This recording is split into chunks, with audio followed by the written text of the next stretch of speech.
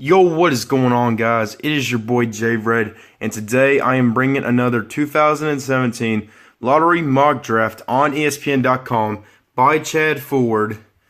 And in a few days, the actual lottery draft will be on Tuesday, May 16th at 8 p.m. on ESPN, where we find out which team is going to get the number one pick in this year's draft and who is going to draft one of these prospects with the number one pick.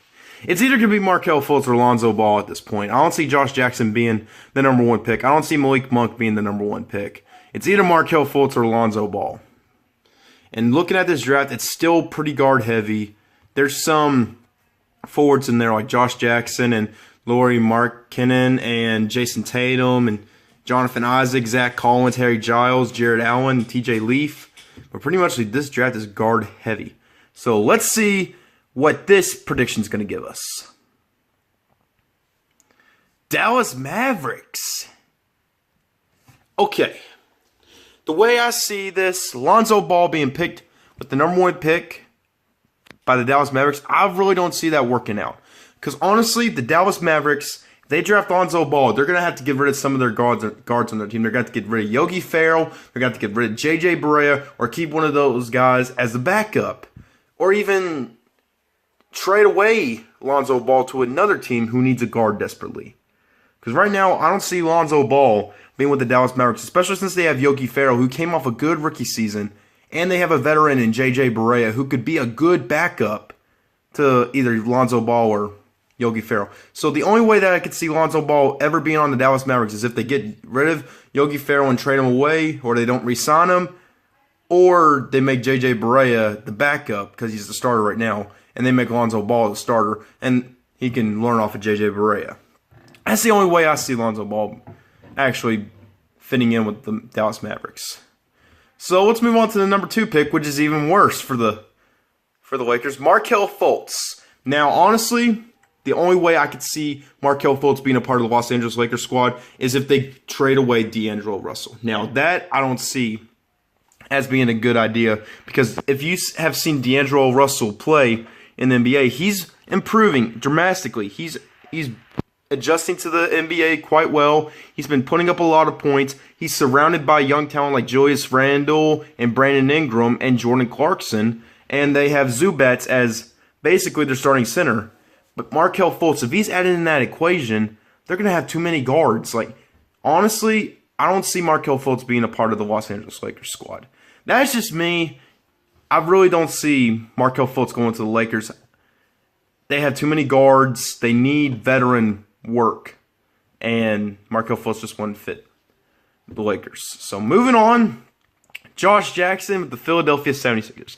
Now this is kind of intriguing because how is that going to work? If I heard Brent Brown said that once Ben Simmons comes back, he's going to be running. Ben Simmons is going to be the point guard. Now, if that happens, Josh Jackson is going to be the starting small forward. Now, honestly, Ben Simmons is too big to be a point guard.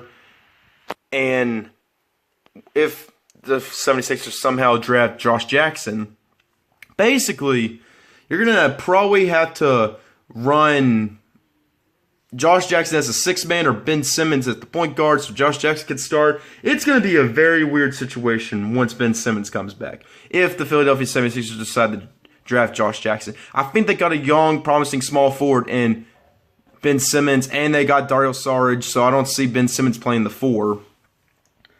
So this is kind of intriguing, honestly. Josh Jackson, if he does get drafted by them, he would have to play the small forward, and Ben Simmons was told that he was probably going to play point guard, according to Brent Brown. If that happens, then Josh Jackson is going to be the small forward, basically. I don't know. It's kind of a weird situation to think about, but I don't think Josh Jackson is going to go to the Philadelphia 76ers. Now, this one, I am very excited about this one because Jason Tatum going to the Boston Celtics, this is exactly what Boston needs. They need a small forward, a better small forward than Jay Crowder. I mean, don't get me wrong, Jay Crowder is a great player, and he's really come a long way since he's first started. But I just don't see him being a part of the Boston Celtics organization for a while. Jason Tatum could be the guy that Boston needs to get them to the next level. Because if you guys have seen the NBA playoffs, Boston has not really been strong. And if Jason Tatum, if he develops right, alongside with Isaiah Thomas, Avery Bradley, Al Horford, Boston Celtics could be legitimate NBA Finals contenders. That's just my opinion. I don't know what you guys are thinking right now inside of this mock draft, but tell me what you guys think down in the comment section below. Now, Jonathan Isaac going to the Phoenix Suns. Honestly, I see Jonathan Isaac as a backup only because they have T.J. Warren. Now, T.J. Warren, he's now getting adjusted to the NBA. You've seen T.J. Warren. He's doing pretty good so far. He's now coming off a good season. I can't remember his stats right off the bat, but I will say if Jonathan Isaac does get drafted, he most likely will have to slide down to either the backup or even a stretch 4 at best. Because honestly, Jonathan Isaac, I see him in a different organization than the Phoenix Suns. I mean, don't get me wrong, they're a great young organization. I mean, just Jonathan Isaac just wouldn't fit into that system.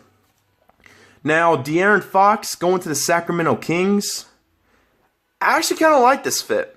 Not going to lie. I mean, De'Aaron Fox playing alongside Buddy Hield and Rudy Gay and Tyreek Evans, alongside Willie Cauley-Stein and Scalva Bissiere. If De'Aaron Fox can reach his full potential soon, alongside with the Kings may not have to get rid of Vlade Divac and all the rest of their front office because basically their front office sucks and they need to get smarter with their draft picks. I honestly see De'Aaron Fox being a good fit for the Sacramento Kings.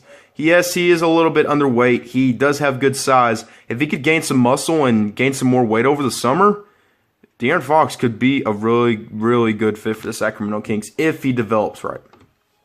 Malik Monk with the Orlando Magic. Now, the way I see the Orlando Magic is that they got some really good shooters on the team. They got Evan Fournier. They got... Crap, I just lost my train of thought.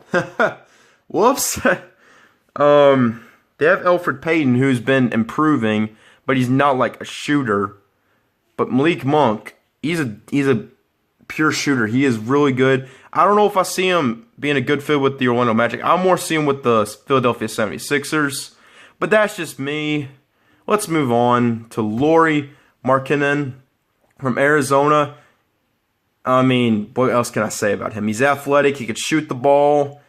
He had a great freshman year at Arizona. And if he goes to Minnesota, the Minnesota Timberwolves, Minnesota might be a good team to watch out for, especially since they have Chris Dunn, Ricky Rubio, Zach LaVine, Andrew Wiggins. They add Lauri Markkanen to the mix and Karl Anthony Towns. And they have Gorgie Deng coming off the bench.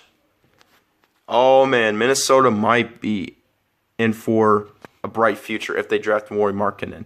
But who knows? Dennis Smith, I think he's going to be a really good fit for the New York Knicks. Only because the New York Knicks desperately need a point guard. Either Dennis Smith or De'Aaron Fox is probably going to go to the New York Knicks. I see one of those guys fitting in quite well with that team only because they desperately need a point guard. I don't see Derrick Rose coming back to the New York Knicks, which is very sad to say because Derrick Rose is one of my favorite players to watch. And just to see him get injured again with the New York Knicks and knowing that they need a point guard, it's kind of sad to think about. But I hope Dennis Smith goes to the New York Knicks because I think he'd be a really good fit. He's athletic and he has the ability to shoot from anywhere, and he's a good passer. The only problem is that he doesn't compete with a high level of intensity, but that's okay. He can make up for it. And Frank Ntilikina, don't know much about this guy. I'm probably going to get some hate in the comment section below about this guy, but I just haven't done much research on him. But Zach Collins from Gonzaga, the backup to Karnowski, I mean, he was all right. I don't think he deserves to go lottery. But if he does get drafted to the Charlotte Hornets, that gives him another center alongside Cody Zeller and Frank Kaminsky. So that's going to be an intriguing fit for Zach Collins and the rest of the Charlotte Hornets squad. Harry Giles, come to Detroit. Detroit Pistons, if you're watching this video right now, draft Harry Giles. You need a power forward. Harry Giles is explosive. He is a great power forward. He had some injuries, yes, I know, but he has the talent to be a great power forward. This might be a steal for the Detroit Pistons if they are able to get him.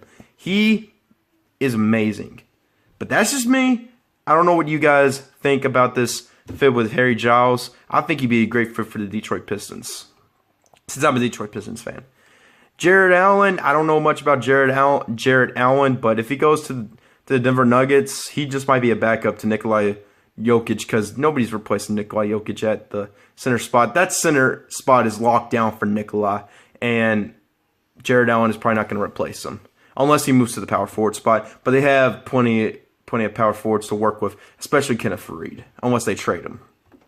Now this is the perfect fit for T.J. Leaf. Only because they need a power forward. They have Hassan Whiteside. They have Justice Winslow. They have Dion Waiters. They have Goran Dragic. They need a power forward. Now, Chris Bosh, he's getting up there in age. He's had blood clots. He's going to retire soon, but that doesn't mean he can be a leader to the Miami Heat and be a leader to T.J. Leaf. If T.J. Leaf goes to the Miami Heat, Chris Bosh could be a mentor to T.J. Leaf.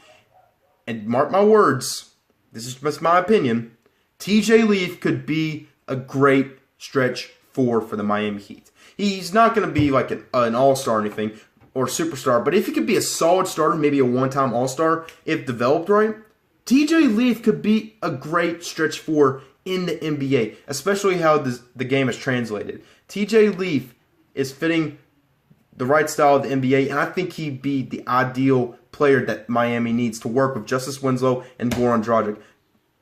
Because if you guys have seen the second half after the All-Star break, the Miami Heat were the best team because they had Goran Dragic, who was basically getting used to his role now, and then Dion Waiters putting up one heck of a show with Miami. He's coming off his best season. Hassan Whiteside being a dominant center.